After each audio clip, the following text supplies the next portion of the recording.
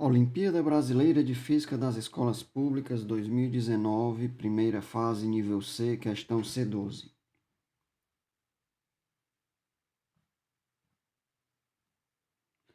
A família Almeida usou a estrada de ferro Carajás para se locomover de São Luís para Paraupebas, no Pará.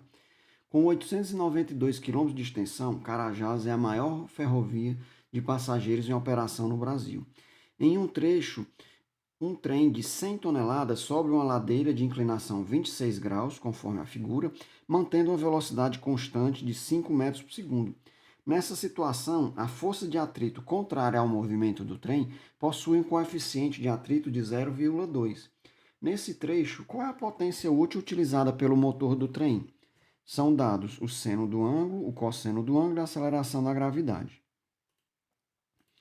Então, o primeiro passo dessas questões de dinâmica vai ser fazer um diagrama do corpo livre. Então, vamos considerar que esse bloquinho fosse o nosso trem. Então, eu tenho a força-peso aqui perpendicular para baixo, a força normal do trem com a rampa, para frente a força motora, que eu chamei de Fm, e para trás a força de atrito, que eu chamei de Fat. Se esse ângulo aqui é θ, esse ângulo aqui é 90 menos θ e o vizinho dele θ de novo. Então, aqui em cima também é θ. Então, aí ele falou que a potência, a gente sabe que a potência é o trabalho sobre o tempo, e o trabalho de uma força, a gente lembra que é dado pelo produto escalar da força pelo deslocamento. Então, fica F vezes D vezes cosseno de alfa. Aqui é um outro ângulo, tá certo? Aqui é a força motora que estaria impulsionando o trem, tá certo? Então, daqui a gente tira que essa potência média ela é igual a força vezes o deslocamento vezes o cosseno do ângulo dividido por ΔT. Mas a distância dividido pelo ΔT eu posso chamar de velocidade média, tá certo? Então, nós vamos guardar essa equação aqui e vamos trabalhar agora a segunda lei de Newton, tá certo? Contudo, a questão disse que o bloco, o trem, ele não estava acelerando, ele estava se movimentando com velocidade constante de 5 metros por segundo. Isso quer dizer o quê? Quer dizer que o somatório das forças que agem nesse bloco é nula. Então, no eixo X eu tenho o quê? Eu tenho aqui para cima Fm e para baixo eu tenho força de atrito mais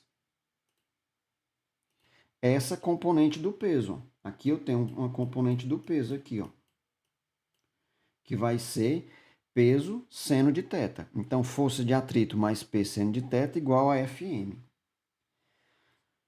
Já para o eixo Y, eu tenho o quê?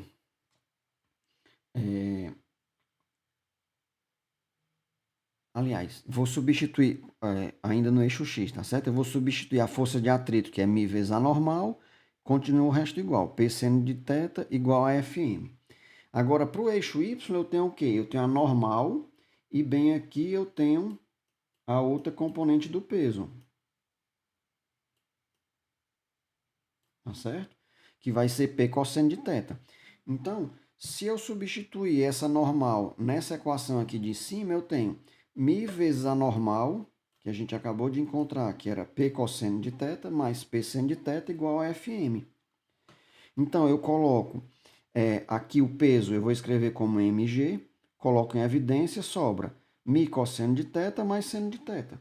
Então, daqui a gente encontra essa força motora, que vai ser igual a... Substituindo aqui, todos esses valores foram dados, tá certo? Então, essa força motora vai ser igual a 58G, ou, substituindo, como a gente está tratando a massa em toneladas, a resposta dá em toneladas força, certo?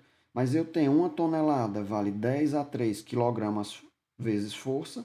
Então, 1 quilograma força vale 10 newtons. Então, essa força motora corresponde a 5,8 vezes 10 a quinta newtons, tá certo? Vocês podem fazer com calma essa transformação de tonelada para quilograma. Então, fica 58 vezes 10 a terceira quilograma força, e 1 quilograma força vale 10 newtons. Então, fica 58 vezes 10 a terceira vezes 10. Eu vou trazer essa vírgula que está aqui depois do 8, colocar aqui, então vai ficar 5,8 vezes 10 à quinta. Então, nós já achamos nossa força motora, a força que está impulsionando o nosso sistema. Então, essa força F aqui da expressão para a potência é exatamente a força motora. Como o movimento é uniforme, a minha velocidade média é igual à velocidade instantânea, que é igual a 5 metros por segundo. Então, essa velocidade média eu posso substituir pela velocidade instantânea.